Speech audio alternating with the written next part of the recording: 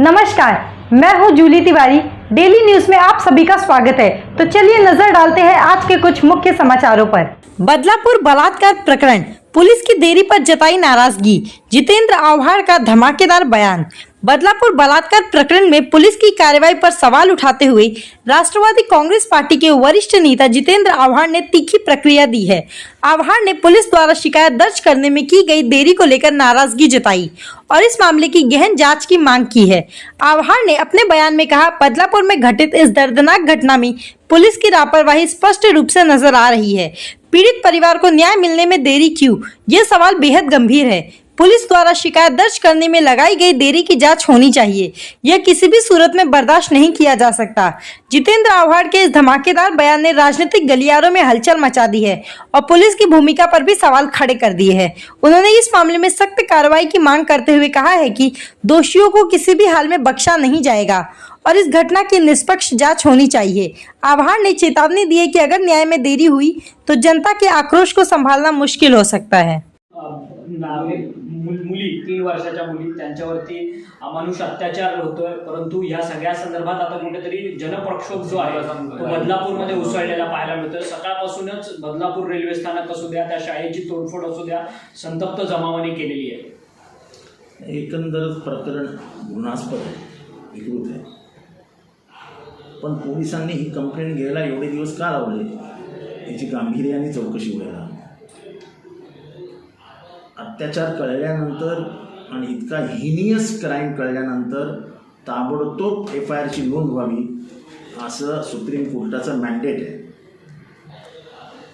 म्हणजे any cognizable offence brought to your notice should be registered immediately असं Supreme Court म्हणतं आणि वेगवेगळे सायटेशन्स आहेत त्याच्यावर। प्रश्न असा उभा राहतो की ह्या प्रकरणात राजकीय दबाव आणून हे प्रकरण दाबण्याचा प्रयत्न, आज तिथले अनेक गोष्टी पुरावे जे होते ते गायब करण्यात आलेले। त्याच्या मागे कोण आहे, या शाळेचे ट्रस्टी कोण आहेत, त्यांचे कोणाकोणाशी संबंध आहेत, हे सगळं तपासण्यात यावं। नुसतं माझी लाडकी बहीण या माझी लाडकी पोरगी नाही काही।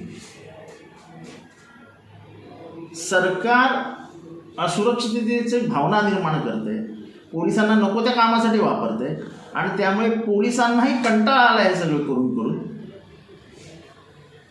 त्यामुळे पोलिसी जी दक्षता असते ती कुठेतरी कमी झालेली आहे, पोलिसांची दहशत कमी झाली आहे आणि सत्ताधाऱ्यांना निवडणूक जिंकायची या गणिताशिवाय दुसरं काही सुचतच नाही।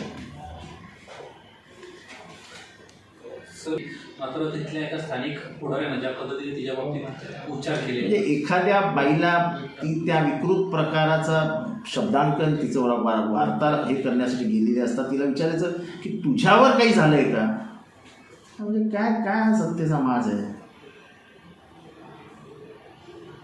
हा किती सत्तेचा माज आहे। म्हणजे आम्ही काही बोलू, पत्रकारांना बोलू, आम्ही जनतेला काही बोलू, आमचं कोण काय करणार आहे, हा मान जनता उतरवेल। त्या वामन म्हात्रे जे बोलले त्यांना पोरगी नाही का स्वतः, म्हणजे कुठल्याही चांगल्या माणसाने बोलू नये। वामन म्हात्रे अनेक वर्ष समाजसेवक आहेत, त्यांनी हे बोलावं याचं आश्चर्यच वाटतं मला। परंतु कुठेतरी लोकांचा जनप्रक्षोभ मोठ्या प्रमाणात झालेला आहे। अशा वारंवार घटना होताना पाहायला मिळतात। कोलकात्यामध्ये महिला डॉक्टरांचा रेप झाला, तिथे त्याची हत्या झाली। त्यानंतर राज्यातील जवळपास 1 लाख महिला या बेपत्ता आहेत, कायदा सुव्यवस्था कुठे दिसत नाही आणि त्यातच लोकांचा जनप्रक्षोभ होताना पाहायला मिळतो। आपण भलत्याच कामात बिझी असतो ना। आपल्याला निवडणुकांच्या गणिताशिवाय समाजाचं दुसरं काही काम आहे याचं भानच राहिलेलं नाही।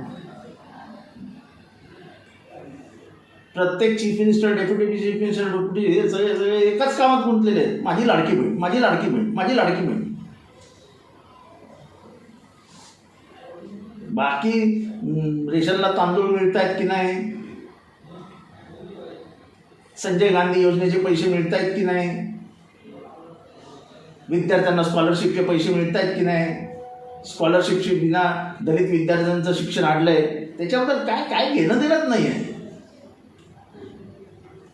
मतं विकत घेता येत आहेत ना आपल्याला, मग टाका पैसे.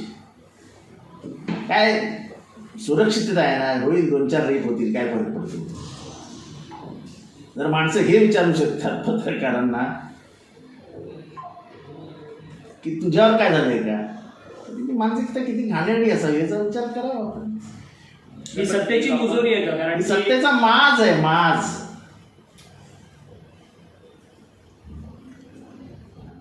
तो आज के लिए बस इतना ही। कल फिर मिलेंगे इसी समय इसी चैनल पर। तब तक के लिए मुझे दीजिए इजाजत। धन्यवाद।